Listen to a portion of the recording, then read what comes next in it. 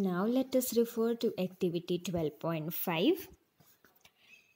In activity 12.4, insert a voltmeter across the ends of X and Y of the series combination of three resistors as shown in figure 12.6.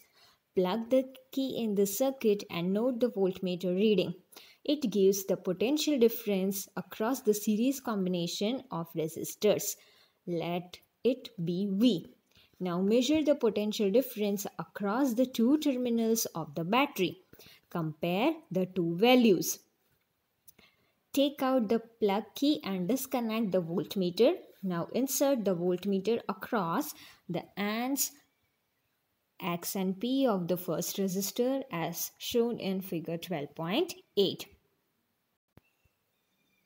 In the first case, what do we have to do? We have to set all these electrical components like figure 12.6 and as we did in activity 12.4. Now, we have completed measurement of electric current.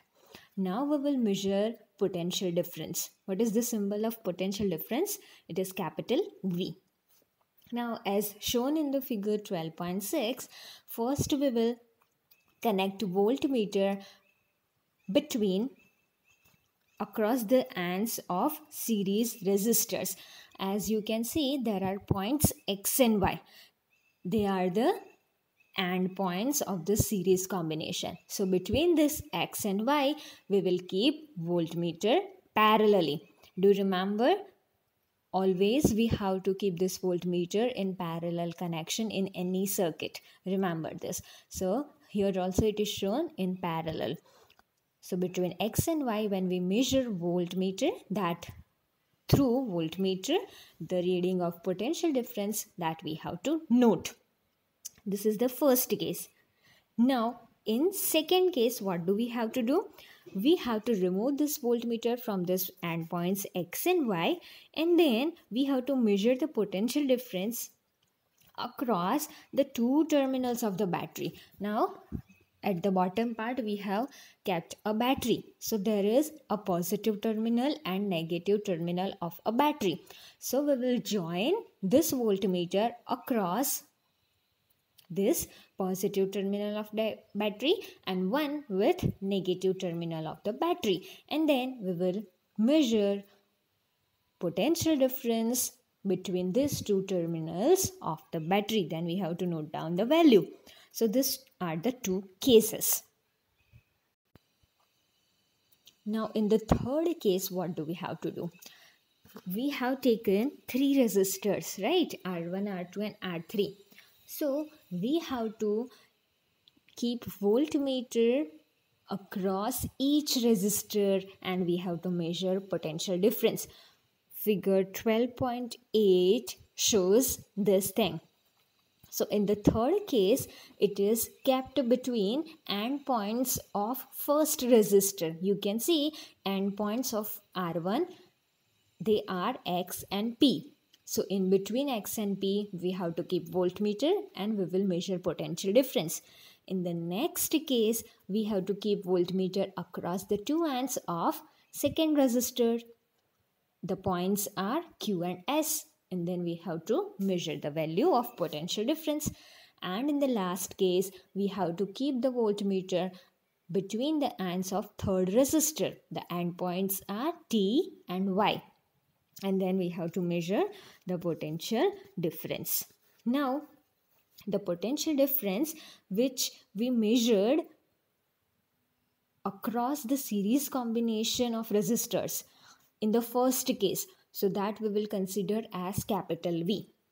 The potential difference which we measured across resistor R1, that we will consider as V1. The potential difference which we measured across resistor R2, that we will consider as V2. The potential difference which we measured across R3, that we will consider as V3. Now, we will observe that the potential difference V is equal to sum of potential differences V1, V2 and V3. This means from this activity we will get the conclusion that the potential difference V. When did we get potential difference V? When we kept voltmeter across a series combination of all three resistors, right? The endpoints of all three resistors. Remember, in the first case, we kept voltmeter between the endpoints X and Y. That was a series combination of all three resistors. So that was V. So that potential difference V will be equal to sum of potential difference in each case. That means potential difference which we measured across resistor R1 plus potential difference which we measure across resistor R2 and potential difference which we measure across resistor R3. So we will get an equation V is equal to V1 plus V2 plus V3. Equation number 12.11. Okay, students, remember. Now in the circuit shown in figure 12.8, we will consider I be the current flowing through the circuit.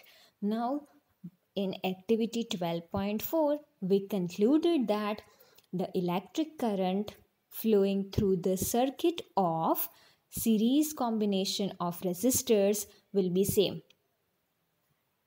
So here you need to recall that a series combination of resistors have same current throughout the circuit. So that will be same. So we will consider the current flowing through series combination of resistors is I. Then if the current flowing through the whole circuit is same, then we can consider that the current flowing through resistor R1 will be I. The current flowing through the resistor R2 will be I. And the current flowing through the resistor R3 will be I. Why? Because the electric current flowing through the circuit in series combination of resistors is same everywhere. So it will be I only. Now recall Ohm's law. What is the equation of Ohm's law? It is V is equal to IR. Potential difference is equal to I, which is electric current, multiplied with resistance R. This is equation 12.12. So we will apply Ohm's law for all three types of resistors. So refer equations 12.13a, 12.13b, 12.13c. What it is written? V1 is equal to I R1, V2 is equal to I R2, V3 is equal to I R3. How did we get these three equations? According to the Ohm's law, right? Ohm's law equation is V is equal to IR. So we got these equations. Now, how did we write this V1, V2 and V3 separately? Because potential difference in a series combination of resistors is different. So V1 will be equal to IR1. Potential difference across resistor R1. I we have written same for all three equations. Why is it so? Because I, electric current, is same in each part of electric circuit for series combination of resistors. That is why I will be same. So potential difference across resistor 1 will be V1 is equal to IR1. Potential difference across resistor R2 will be V2 IR2, and potential difference across resistor 3 will be V3 IR3. Now we know V is equal to V1 plus V2 plus V3. What is this V? That is the potential difference across the endpoints of resistors in a series. So V is equal to V1 plus V2 plus V3. That is equation 12.11. From that equation and these three equations, we can write it as IR is equal to IR1 plus IR2 plus IR3. What did we do? We have kept values of equations 12.13a, 12.13b, 12.13c. This all values we kept in equation 12.11. Refer to equation 12.11, which is V is equal to V1 plus V2 plus V3. Now, you see the equation which we got. It is IR is equal to IR1 plus IR2 plus IR3. What do you see common here in this equation? It is I, right? Electric current I is same on both sides of the equation. What does that mean? If we take I common from the right hand side of the equation and left hand side I is there, so I will get cancelled because LHS and RHS both have same value of I, so it will get cancelled. So what we will left with? We will left with R is equal to R1 plus R2 plus R3. So this is equation 12.14. This is very much important equation that you have to remember for solving numericals. And here it is written as RS, which means resistance of series combination. For series combination, S is used. So RS is equal to R1 plus R2 plus R3. This equation is very much important. So from this we can conclude that when there are resistors joined in a series connection, the resistance of the combination RS is equal to the sum of their individual resistance. This means RS, that is the equivalent resistance, combination of resistance will be equal to the individual resistance. So resistance of resistor R1 plus resistance of resistor R2 and resistance of resistor R3. So we can conclude that the resistance of combination, that means combination of all three resistors, that will be equal to the sum of their individual resistances R1, R2 and R3. As you can see in the equation, it is addition of R1, R2 and R3. And what do you think? Which will be greater here? RS will be greater or R1 will be greater? The value of RS will be greater or R2 will be greater? The value of RS will be greater or R3 will be greater? Here we can easily say from the equation only that RS will be greater than the individual resistance. Why? Because see, RS is the combination of all resistances, right? So obviously it will be greater than individual resistances. That means RS value will be more than R1 value, RS will be more than R2 value, and RS will be more than R3 value.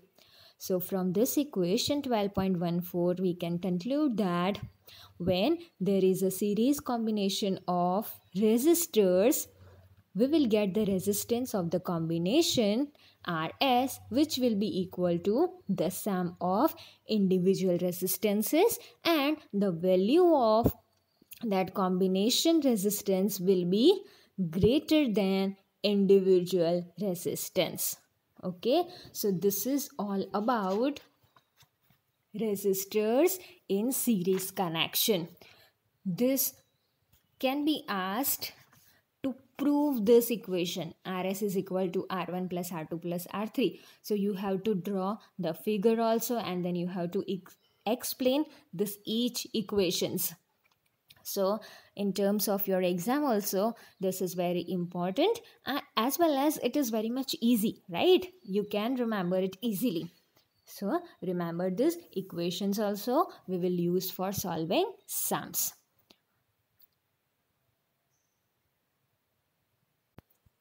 So this is all about today's session. Thank you.